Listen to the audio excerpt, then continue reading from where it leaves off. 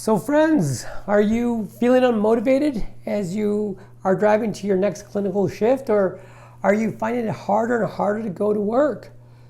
Do you feel as though you're a cog in a wheel or a cog in this massive machine, and is it hard for you to stay motivated in medicine? See friends, the practice of medicine can be a tremendously fulfilling and meaningful career. And as physicians and as nurses, we are proud to serve and to heal the sick while encouraging habits that promote lifelong health. And we help our patients and the world of medicine differently. You know, some clinicians enjoy the bedside exam, while others prefer the solitude of research or bench research. And staying motivated in medicine is critical though. Yet, despite the value and importance of the work that we do, many of us are burning out in our careers. And while the challenges are many, it's time we learn to love medicine again. See friends, work-life balance is a constant struggle for the physician and the nurse, and it's increasingly being challenged by administrative tasks, and decreased autonomy and less time with our patients.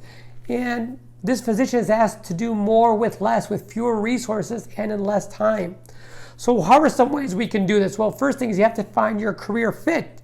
If you're struggling in your current career, it's imperative to ask yourself, am I in the right environment? For example, if you enjoy bench research and work in an academic center that requires a significant amount of time teaching residents and doing bedside rounds is not achieving your professional goals.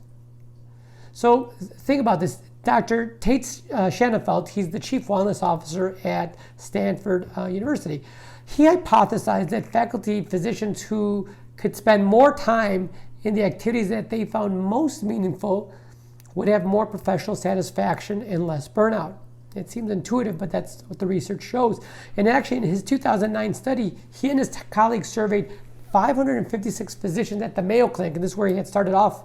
And he evaluated the relationship between career fit, burnout, and intention to leave academic medicine. And the vast majority of physicians, that's about 68%, found that patient care was most meaningful to their work and professional goals. But those spending less than 20% on the activity that gives them or gave them the most meaning had higher rates of burnout than a colleague who spent at least 20% of the time on that activity. So it's between 53% versus 29%. Another thing is extrinsic motivation. For decades, if not centuries, humans have been motivated by this carrot and stick approach.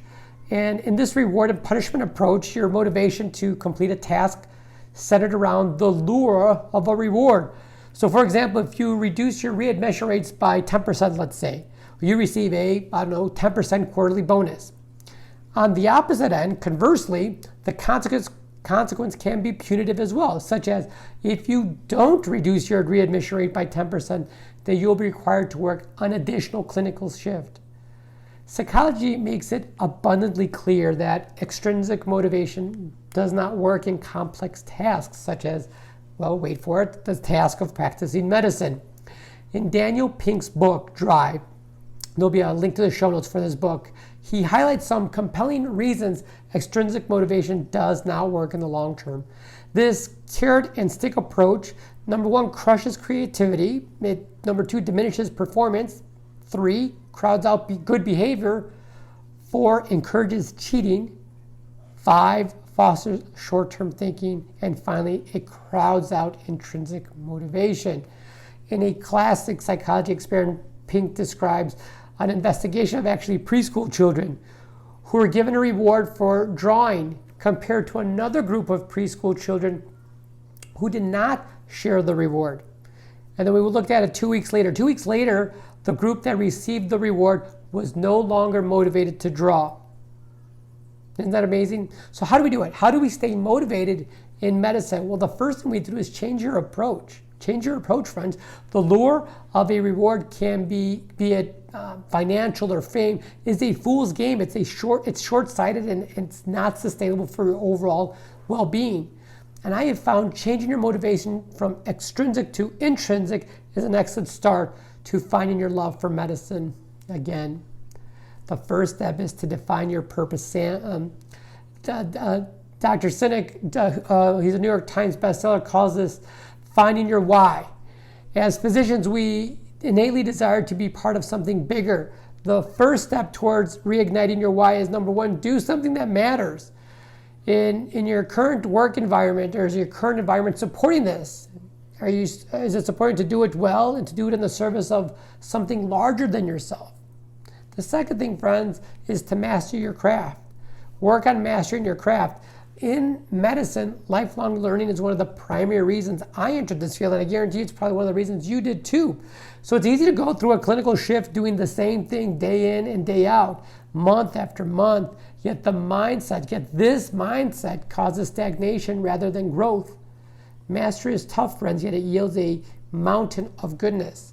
So developing a growth mindset will motivate you to look beyond your daily tasks and work toward once thought unachievable goals.